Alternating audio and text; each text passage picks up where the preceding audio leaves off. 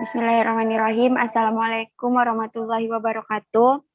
Eh, Perkenalkan, saya Revita Anindya Pramaswari.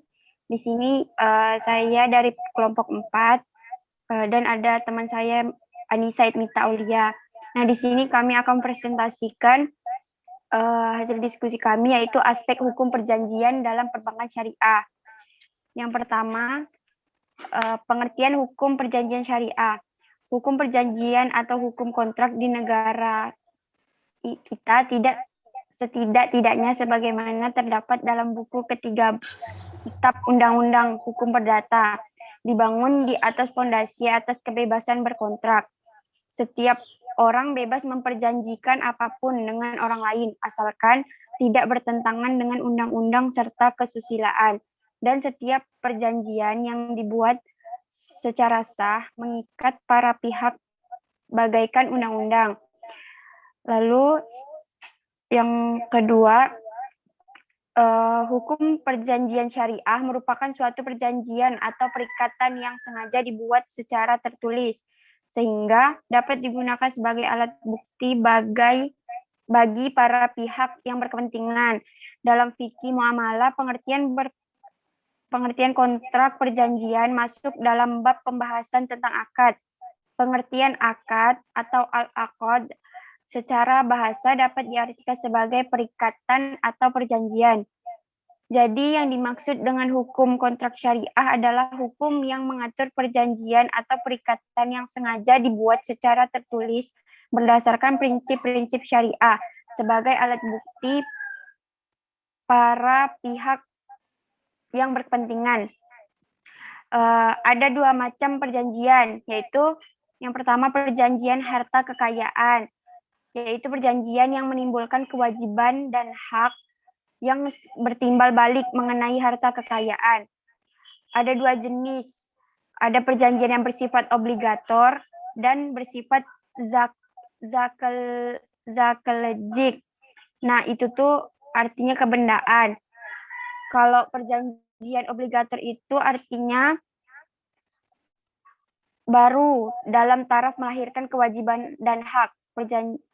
Lalu perjanjian kebendaan itu artinya dalam taraf memindahkan hak sebagai realisasi perjanjian obligator.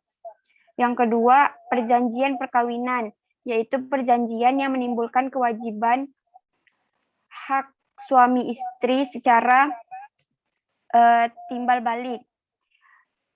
Lalu akad dalam hukum Islam. Nah, pengertian dan dasar hukum akad. Dalam Islam itu pengertian akad berasal dari bahasa Arab, al-aqad, yang berarti perikatan, perjanjian, persetujuan, dan pemufakatan.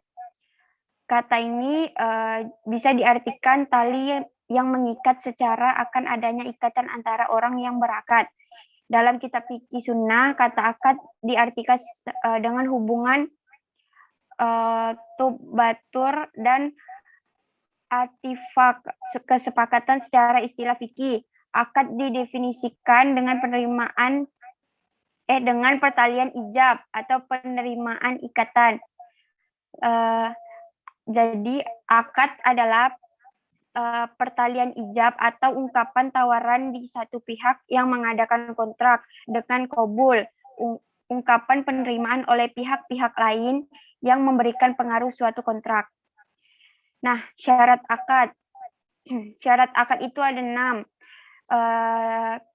Yang pertama, kedua orang yang melakukan akad cakap bertindak atau ahli.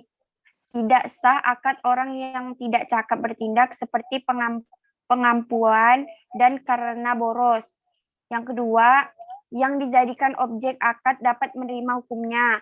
Yang ketiga, akad itu diizinkan oleh syara dilakukan oleh orang yang mempunyai hak melakukannya, walaupun dia bukan akid yang memiliki barang.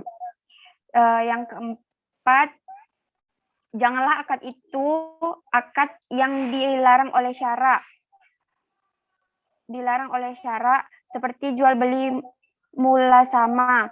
Akad dapat memberikan faedah sehingga tidaklah sah bilaran atau gadai dianggap sebagai imbalan amanah atau kepercayaan.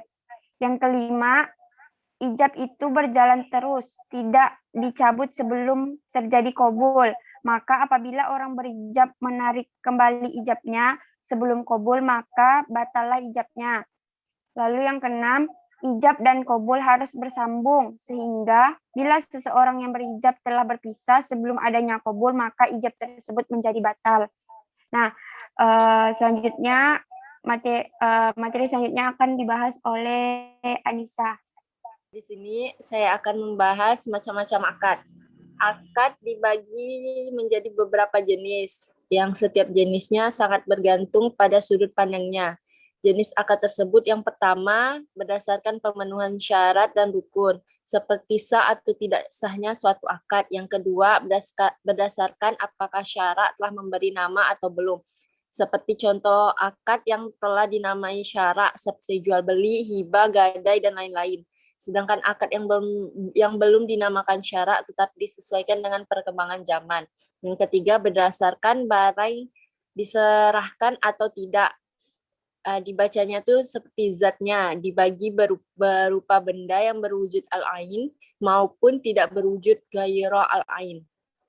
Nah, di sini nih di dalam transaksi lembaga keuangan syariah dibagi beberapa bagian, yaitu yang pertama tabungan atau penghimpunan dana atau funding.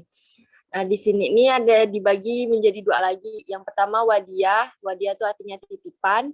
Yang kedua mudharabah, artinya kerjasama antara dua pihak, di mana yang satu sebagai penyandang dana dan yang kedua sebagai pengusaha.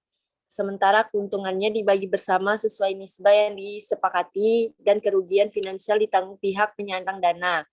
Yang keduanya berbasis jual beli atau al-bai, seperti murabahan, salam, dan istisna. Di sini ini dibagi menjadi tiga. Yang pertama murabahah, artinya itu jual beli barang pada harga asal dengan tambahan keuntungan yang disepakati. Yang kedua salam, adalah pembelian barang yang diserahkan dan di kemudian hari, sementara pembayaran dilakukan di muka. Yang ketiga istisna, adalah merupakan suatu jenis khusus dari bai asalam yang merupakan akad penjualan antara pembeli dan pembuat barang. Nah, yang ketiga berbasis sewa menyewa seperti ijarah dan ijarah muntahiyah bitamlik. Nah, ijarah itu adalah pembiayaan berupa talangan dana yang dibutuhkan nasabah untuk memiliki suatu barang atau jasa dengan kewajiban menyewa barang tersebut sampai jangka waktu tertentu sesuai dengan kesepakatan akad. Yang ijarah muntahiyah bitamlik adalah akad sewa menyewa barang antar bank dengan penyewa yang diikuti janji bahwa pada saat ditentukan kepemilikan barang, sewaan akan berpindah kepada penyewa. Nah, yang keempat tuh berbasis upah atau jasa pelayanan seperti kafalah, wakalah, hiwalah, ran, dan jualah.